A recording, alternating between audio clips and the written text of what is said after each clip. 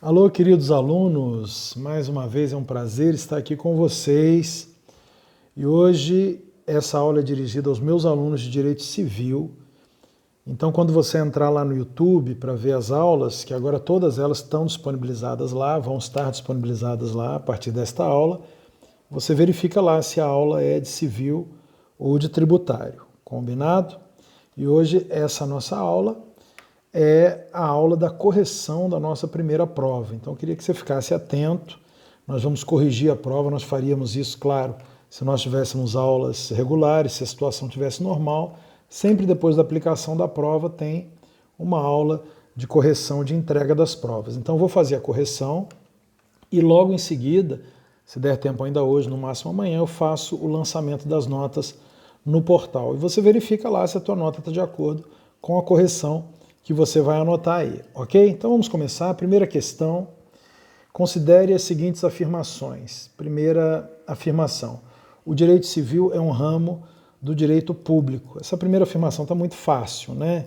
As nossas aulas inaugurais fizemos a diferenciação entre direito público e direito privado, nós sabemos que o direito civil é um ramo do direito privado. Então a primeira assertiva está errada.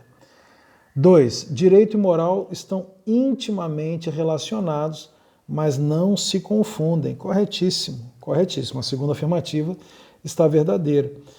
Até porque nós poderíamos dizer que o direito está inserido dentro da moral. Existem normas de conduta que elas não estão positivadas ou elas não fazem parte do arcabouço jurídico, mas fazem parte da moral de uma determinada coletividade. Então, dentro daquele círculo de Bentham que a gente estudou nas nossas aulas, o círculo maior envolve a moral e esse círculo menor, que são as normas, inclusive, que trazem algumas sanções de comportamento. Veja, a moral, ela não traz sanção de comportamento, mas são normas normalmente aceitas. E o direito são normas normalmente aceitas e normas jurídicas, ok? Então tá certo, direito e moral estão intimamente ligados, mas não se confundem. Segunda assertiva correta. Terceira, a parte geral do Código Civil possui 3 livros, e é verdade. Um relativo às pessoas, outro relativo aos bens e o terceiro livro relativo aos fatos jurídicos. Então a terceira assertiva também está correta, é só a gente abrir lá a parte geral do Código Civil e vai verificar que ele está dividido em 3 livros. Estão corretas, portanto, a segunda e a terceira assertiva, gabarito letra C de casa. Segunda questão. Assinale a alternativa correta.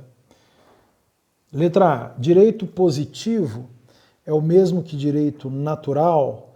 Não, né? O direito positivo é o direito, como o próprio nome sugere, o direito que está positivado, né? Está escrito, está estabelecido em códigos que normalmente no direito chamam-se de codex, né? Que são os códigos de diversos ramos do direito.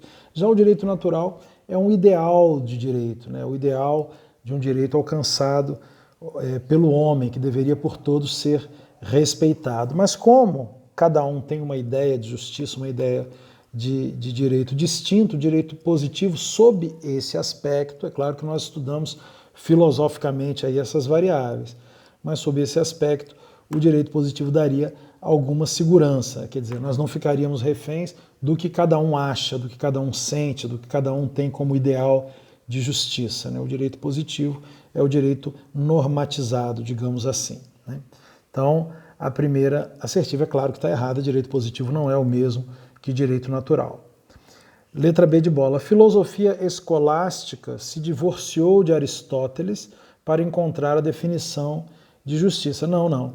A filosofia escolástica, que aliás traz muitos dos ideais cristãos ocidentais, dos quais a gente obedece até hoje, ela ao contrário, ela foi buscar em Aristóteles aquela definição de justiça, dar a cada um aquilo que lhe é de direito. Então, o equilíbrio aristotélico, o equilíbrio entre o que é justo para que cada um receba, segundo as suas necessidades, é resgatado pela filosofia escolástica ao encontrar a sua definição de justiça. Então está errada a alternativa B, porque não houve aí um distanciamento de Aristóteles. Ao contrário, né? A filosofia escolástica da alta, média e alta Idade Média, elas vão buscar em Aristóteles a sua definição de justiça. C. Segundo Hegel, partindo-se da tese, não é necessário que se avalie a antítese para se chegar à síntese. Claro, né? Claro que é uma questão muito, até em termos lógicos, ela se mostra equivocada, errada. Hegel diz exatamente que para que nós cheguemos à síntese, ao equilíbrio, a uma resposta adequada, nós temos que analisar a tese. Da tese, nós temos o contraponto, que é a antítese, né? E dos dois extremos, vamos dizer assim, ou das duas posições, nós extraímos a síntese. Então, para Hegel, né, a síntese é, digamos assim, uma espécie de um equilíbrio, né, de um ponto de equilíbrio entre a tese e a antítese. Sempre deve haver, né, uma opinião e uma opinião contrária para que se chegue a uma posição mais equilibrada, ok? Então essa é a filosofia de Hegel, parte dela, que também encontra muito eco no equilíbrio aristotélico. Então está errada também a alternativa C. É necessário, sim, a avaliação da antítese para que nós possamos chegar à síntese. Letra D de dado. Uma forma didática de se considerar as normas de conduta pode ser separando-as em leis, costumes, jurisprudência, princípios gerais do direito. É o arcabouço jurídico em geral, que envolvem os princípios, a jurisprudência e até mesmo os costumes ainda, né? O direito consuetudinário, costume de algumas culturas, e as leis, evidentemente, né? Aquilo que está positivado. E isso sim pode ser encontrada, as normas de conduta podem ser encontradas nesse arcabouço de informações que acabam sendo normatizações jurídicas. Está correta a letra D de dado, que é o gabarito. E a alternativa é: o direito se considerar de forma objetiva é aquilo que está intrínseco à faculdade de agir do ser humano. Não. A faculdade de agir, ou facultas agendi, é justamente aquilo que está dentro do ser humano, é o direito subjetivo, né?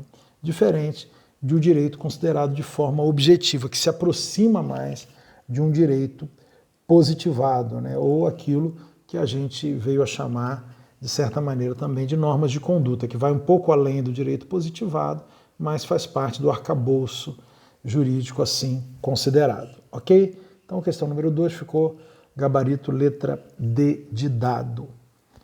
3. Assinale a alternativa correta. Agora nós já vamos de uma maneira mais breve, mais rápida. Por quê? Porque a gente já entra direto na interpretação, né, daquilo que a gente extrai da leitura do próprio Código Civil. Então vamos de maneira mais acelerada aqui. Para que uma pessoa adquira personalidade jurídica, não é sequer exigível seu nascimento com vida, bastando-lhe a vida intrauterina. Não. Personalidade jurídica surge, aparece com o nascimento com vida.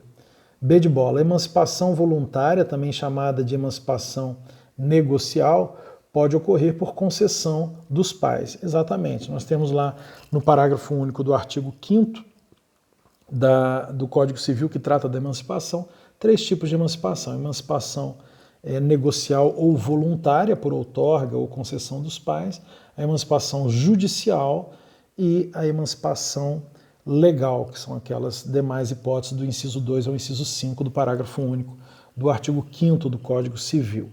Então tá certo, a emancipação voluntária também é chamada de negocial e pode ocorrer por concessão dos pais. Gabarito letra B de bola. Posteriormente, a gente pode até avaliar todas as alternativas de todas as questões, né? Mas nós vamos agora direcionar, quando a gente chegar na alternativa certa, a gente mostra qual é o correspondente no Código Civil, para então a gente passar a resposta, ok? Questão número 4. O menor de 18 anos e maior de 16 anos detém relativa capacidade civil de gozo. Estava bom até quase o finalzinho, né? Realmente, o menor de 18 e maior de 16 é relativamente capaz ou incapaz, né? Capacidade relativa. Né? Mas essa capacidade de gozo é uma capacidade que todos têm, não é só o menor de 18 maior de 16. Capacidade de gozo ou capacidade de direito é aqueles que todos que nascem com vida têm. E sendo que desde a concepção até os direitos do nascituro são resguardados, né? Isso que diz o artigo 2º do Código Civil. Então essa capacidade de gozo, que é também chamada de capacidade de direito, é acessível a todos, não apenas aos relativamente incapazes. A menoridade civil cessa pelo casamento. Já vimos isso, está errado, porque não é a menoridade que cessa, é a incapacidade. Né? Se a pessoa casar com menos de 18 anos, será um menor emancipado pelo casamento, mas a menoridade não cessa, o que cessa é a incapacidade, ok? A B, então, está errado. Os ébrios habituais são relativamente incapazes para exercer certos atos da vida civil. É verdade. Né? No artigo 4º lá dos relativamente capazes ou incapazes, os ébrios, né, aqueles que bebem habitualmente, eles acabam ficando, a capacidade deles é relativa apenas para alguns atos da vida civil. Isso está expressamente elencado lá no Código Civil. Então, essa seria a resposta certa. Questão número 4, gabarito letra C de casa. Questão número 5, assinale a alternativa correta. É claro que depois aí, com a sua prova, com as alternativas, o que é interessante, meus diletos alunos e alunas? É interessante você ver nas outras alternativas o porquê da incorreção. Né? Não basta a gente apenas aqui achar a alternativa correta. Né? O interessante é verificar o porquê da incorreção baseado na redação do próprio Código Civil, ok? Vamos para a questão número 5. A menoridade cessa aos 18 anos completos, quando a pessoa fica habilitada para a prática de todos os atos da vida civil. Podemos parar aqui. Né? É a expressão exata daquilo que está estampado no Código Civil. Né? A menoridade cessa aos 18 anos completos, né? Quando a pessoa fica habilitada para a prática de todos os atos da vida civil. É o artigo 3º do Código Civil. Ok? Tem algumas outras alternativas aí erradas, falando novamente, né, que a menoridade cessa com a colação de grau. Não. O que cessa é a incapacidade. Mas a gabarito da questão número 5 é a letra A. Aqui nós fechamos as 5 primeiras questões da nossa prova, ok? Já temos aí 13 minutos de vídeo gravado, né? E daqui a pouquinho eu já libero o próximo vídeo com a correção das 5 últimas questões. Um grande abraço e até a próxima. Até daqui a pouco.